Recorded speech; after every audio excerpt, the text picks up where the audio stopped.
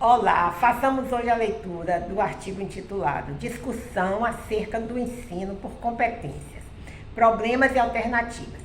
Esse texto foi escrito pelo professor Hélio Carlos Ricardo, que é professor da Faculdade de Educação da Universidade de São Paulo.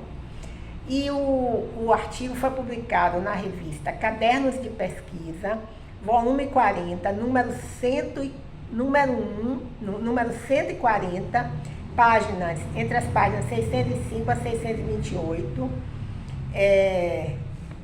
nos meses de maio e agosto de 2010. Bem, resumo. As competências se tornaram parte do discurso educacional, principalmente após a publicação das diretrizes curriculares nacionais para o ensino médio e dos parâmetros curriculares nacionais pelo Ministério da Educação. Todavia, tem-se observado que sua compreensão não é clara. Este artigo apresenta e discute alguns problemas e alternativas acerca da noção e da lógica das competências. Além disso, questiona as práticas e saberes docentes. As palavras-chave, os conceitos, digamos assim também, nós temos ensino médio, competências, competência do professor, prática de ensino. Bem, o autor começa então o artigo dizendo: o Ministério da Educação publicou em 2006 as orientações curriculares para o ensino médio, Brasil 2006, as quais seguem, em linhas gerais, a forma dos parâmetros curriculares nacionais, PCN e PCN+, Brasil 1999 e 2002. Ou seja, cada um dos componentes curriculares é tratado em separado e permanece a divisão das três áreas do conhecimento: linguagens, códigos e suas tecnologias, ciências da natureza, matemática e suas tecnologias, ciências humanas e suas tecnologias. Todavia, quanto à forma há semelhanças, o mesmo não ocorre com os conteúdos dos documentos.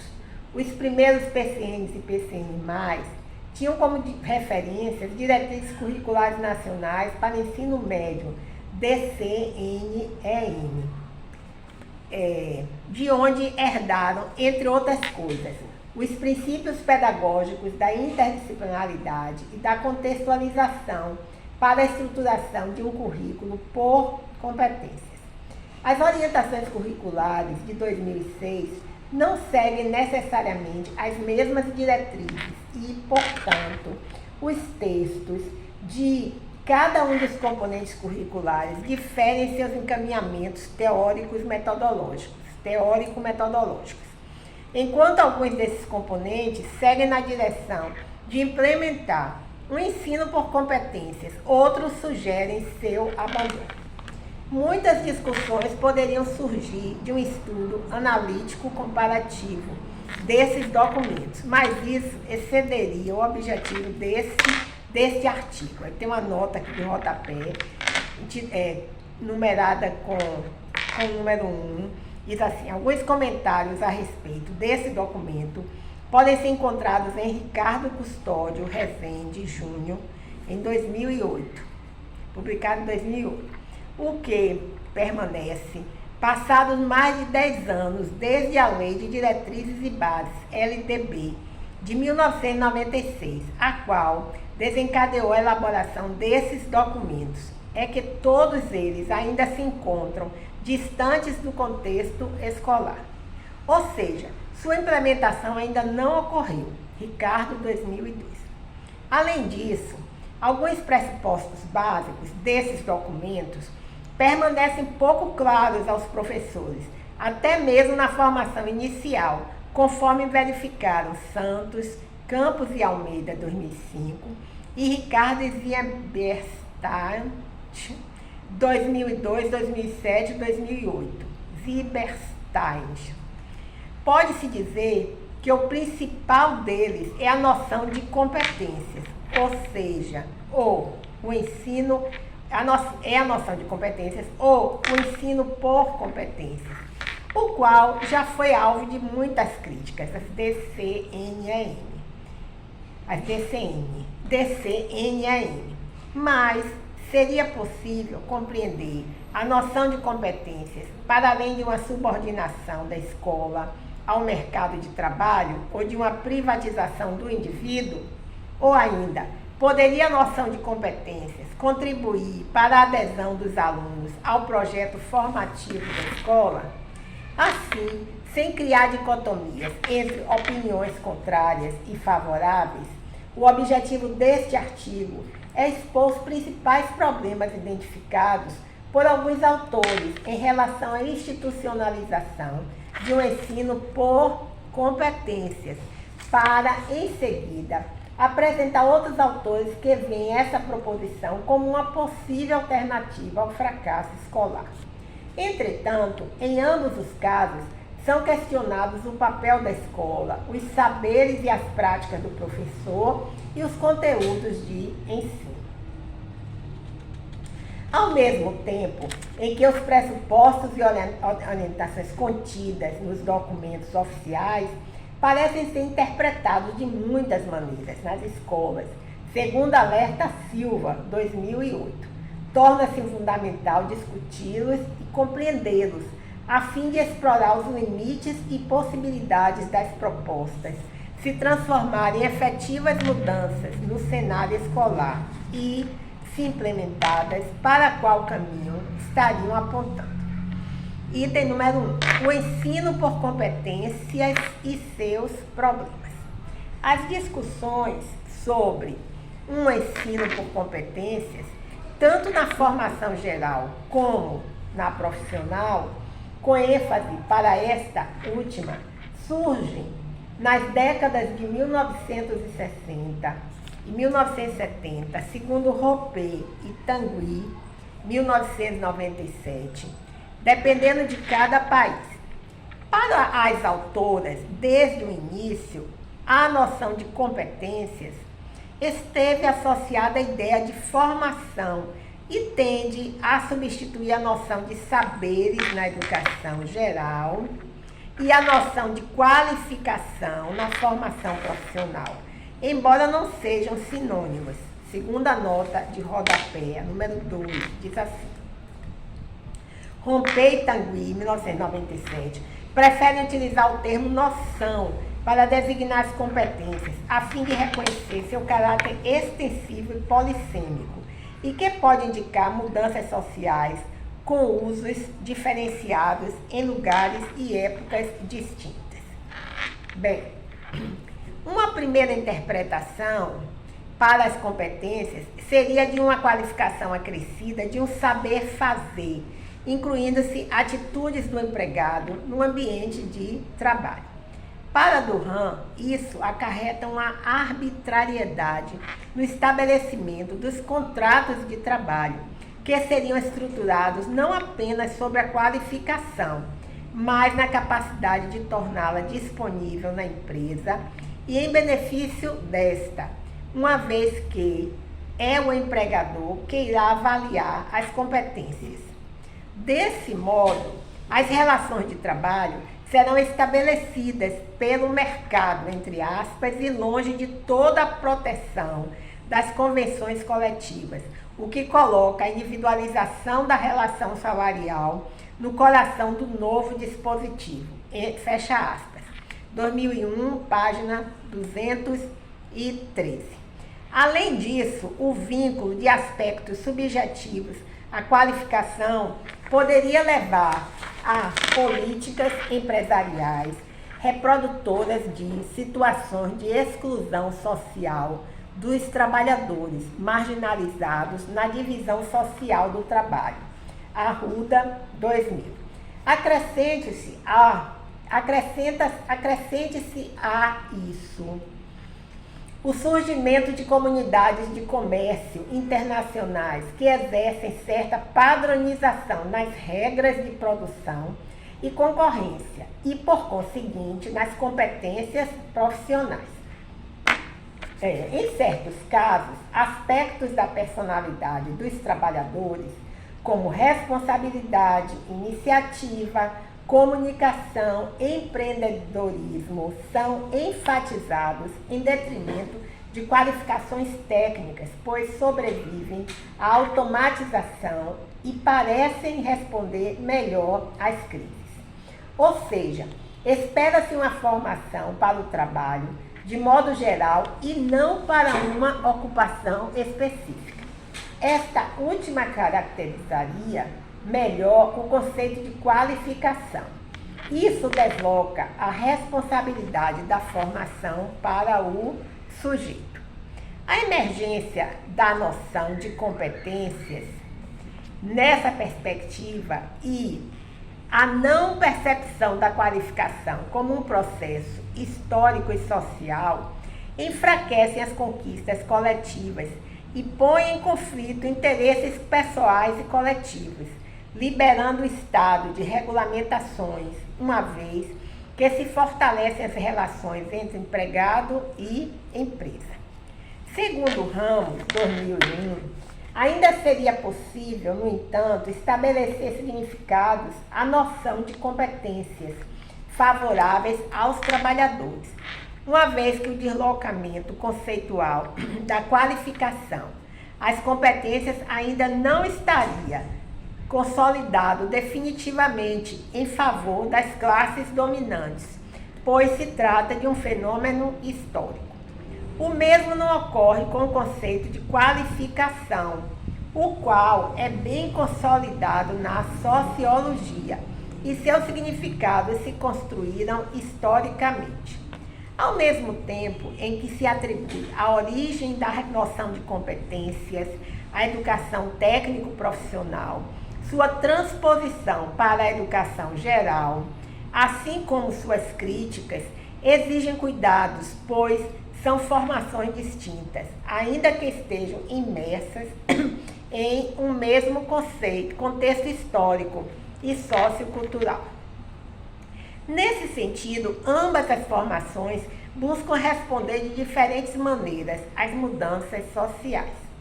Conforme Rompé, Tanguy, 1997, Ramos, 2001 e Arruda, 2000, um dos fatores mais influentes na institucionalização das competências, na formação geral e profissional, foram as transformações nas relações de produção. Um dos argumentos em favor das competências era a aproximação entre escola e trabalho, conforme se verifica inclusive nas DCNEM. É uma tentativa de mudar a relação entre a teoria e a prática, entre o geral e o específico. Entretanto, a educação geral e a formação técnico-profissional, além de outras diferenças, atribuem distintos status aos saberes e às práticas. Isso implica diferentes status na legitimização dos saberes que serão objetos dessas formações, bem como suas referências. Na formação técnico-profissional, a relação entre a empresa e a escola é bem mais estreita e se pode dizer que as ambiguidades a respeito do termo competências são menores. Para Rompé e Tanguy, 1997, aí tem a nota de rodapé 3. Vamos ver, diz assim, vale destacar que os trabalhos de François Rompé e Lucien Tanguy são a base de vários livros e artigos publicados no Brasil a respeito de competências, principalmente na esfera da sociologia do trabalho. Essas autoras dão ênfase maior à institucionalização das competências na França. Philippe Perrenot também é referência comum, predominantemente na sociologia do currículo. Então, retomando aqui, vou voltar a ler o início do parágrafo. Diz assim: Na formação técnico-profissional, a relação entre a empresa e a escola é bem mais estreita e se pode dizer que as ambiguidades a respeito do termo competência são menores. Para romper Tanguy, 1997, já li a nota de rodapé, aceita-se uma definição possível para as competências, como sendo um saber fazer operacional validado. Tal definição, todavia, esconde o que os críticos à noção de competência chamam lógica das competências, a qual limitaria a autonomia dos trabalhadores e propõe uma nova ordem nas relações de trabalho.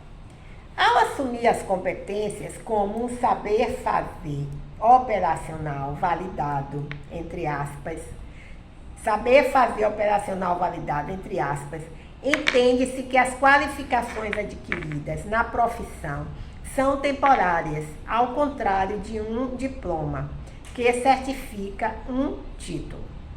Este, porém, não é mais suficiente para a empregabilidade. O saber fazer, entre aspas, nesse caso, envolve não só os conhecimentos adquiridos, mas também as experiências acumuladas ao longo da atividade profissional. E o adjetivo operacional, entre aspas, implica que tais saberes serão aplicáveis em uma organização / empresa.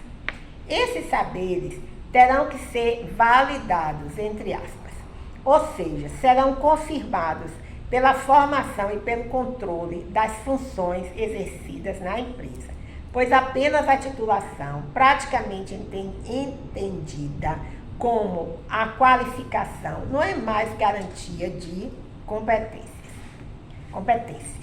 Ao mesmo tempo em que isso desloca a formação também para dentro da empresa,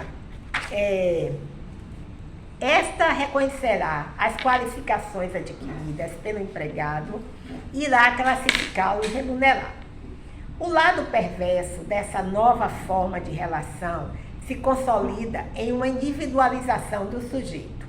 Segundo Machado, 2002, essa dimensão reguladora das relações entre empregado e empregador, consequência das mudanças nos sistemas produtivos e na mundialização do capital, acaba criando nos indivíduos conformismos sociais, entre aspas, capazes de levá-los à resignação e à aceitação como inevitáveis de situações tais como a precariedade do trabalho, a incerteza do futuro profissional e a individualização da responsabilidade com relação à sobrevivência no mercado de trabalho. Machado, 2002.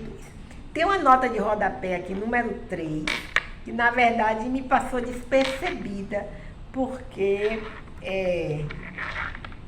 Não, já li, na verdade, não é isso? Desculpe, fez sobre Françoise Roppé e Lucien Tanguy.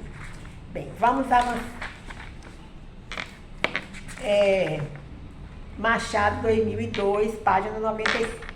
Transpor essa mesma lógica para o sistema educacional e de formação profissional seria subordinar-se às exigências do mercado, o qual poderia estabelecer inclusive os padrões de qualidade. Isso poderia reduzir o ensino a um treinamento com o qual Ramos, 2001, se opõe ao alertar que nessa ótica, entre aspas, a função educativa começa a ser marcada também por uma perspectiva individualizante e adaptativa da sociedade às incertezas da contemporaneidade, aí entre aspas.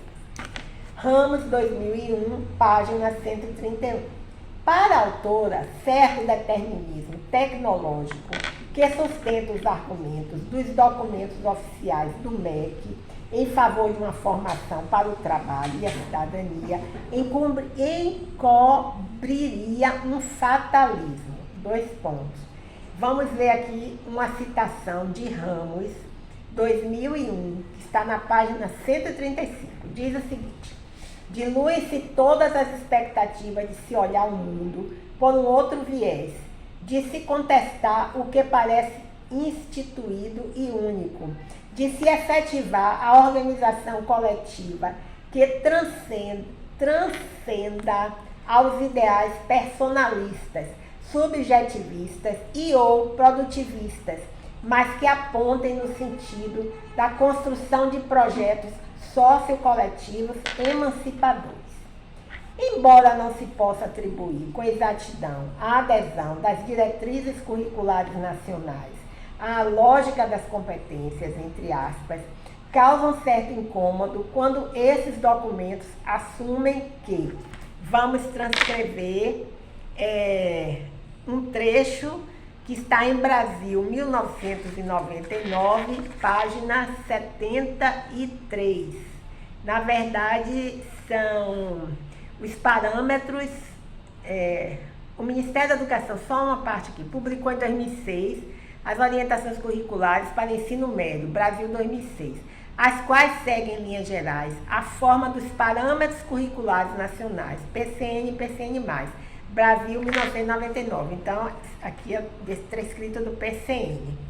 Diz assim: reticências nas condições contemporâneas de produção de bens, serviços e conhecimentos, a preparação de recursos humanos para um desenvolvimento sustentável supõe desenvolver a capacidade de assimilar mudanças tecnológicas e adaptar-se a novas formas de organização do trabalho. Brasil, 1997, página 73.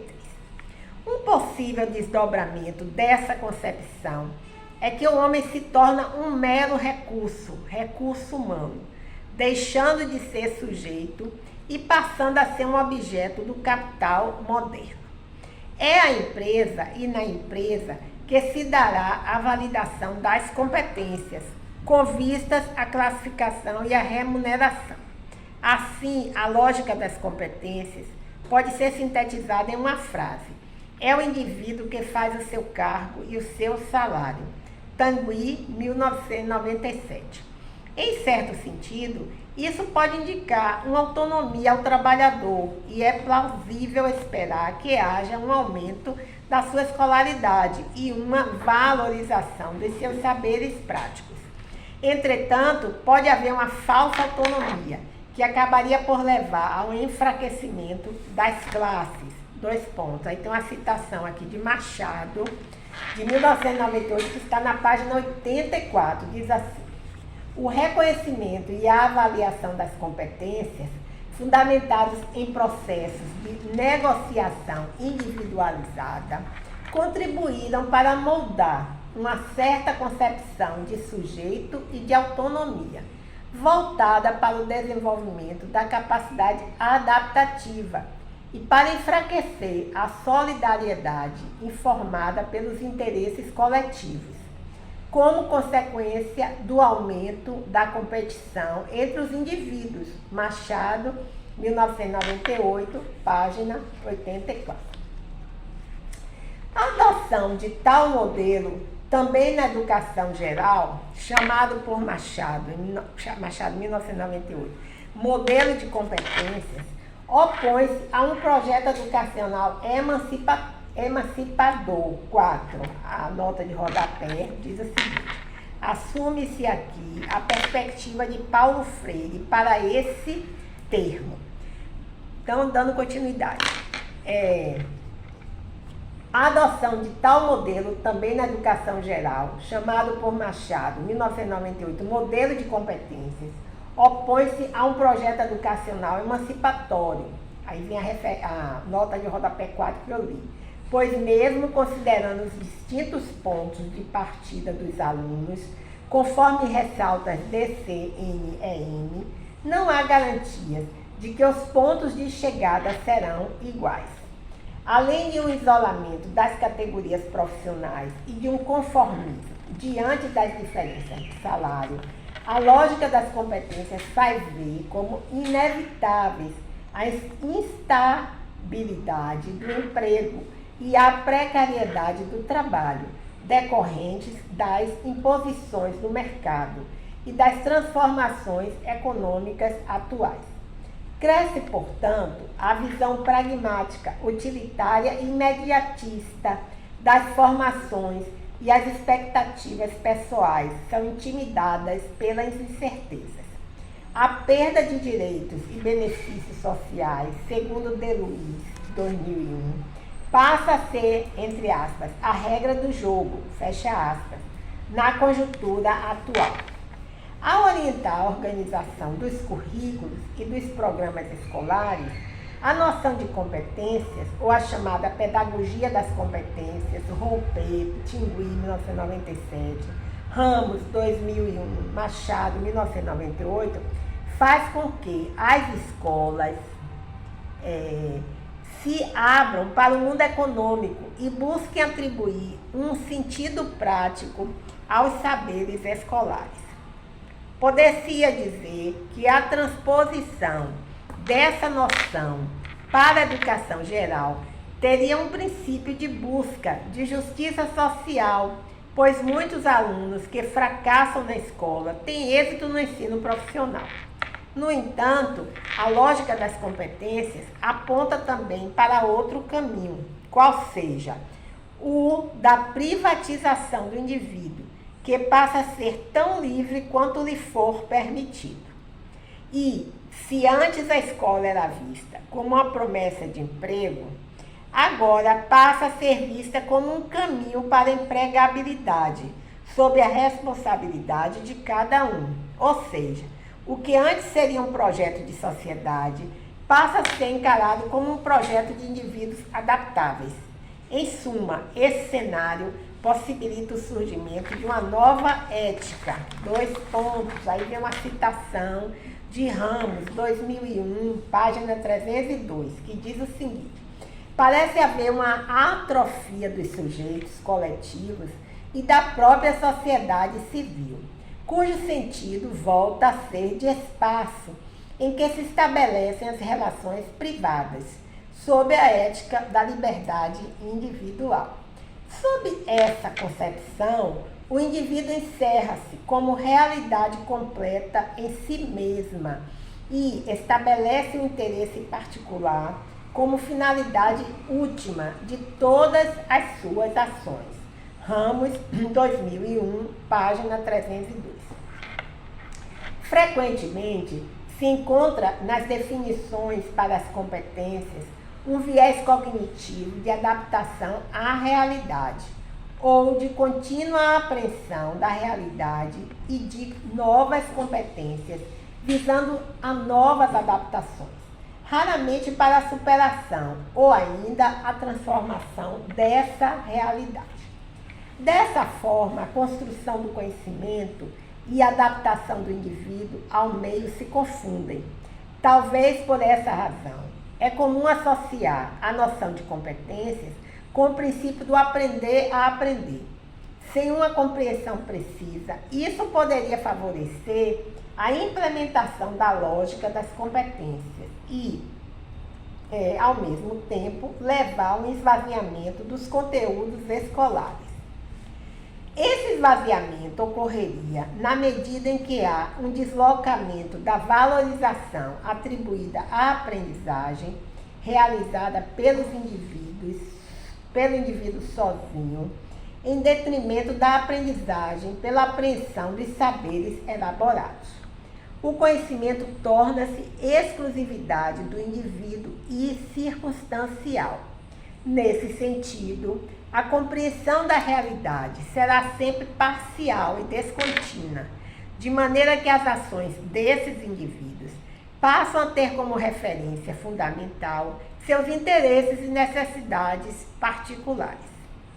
Quando a eficácia assume status de verdade e as representações subjetivas passam a substituir o conhecimento objetivo, há, no limite, uma recusa à razão e nenhum pensamento corresponde mais à realidade que outro, uma vez que a escola se reduz ao confronto, à negociação e ao compartilhamento de discursos e trocas de experiências. Isso pode conduzir ao subjetivismo e a um relativismo epistemológico. Aqui temos uma nota de rodapé, de número 5, que diz o seguinte: adotam-se aqui as definições de Joan Hesse, em 1994, para o subjetivismo e o relativismo. Bem, então encerramos o item 1 do artigo produzido pelo professor Hélio Carlos Ricardo, denominado Discussão acerca do ensino por competências, problemas e alternativas.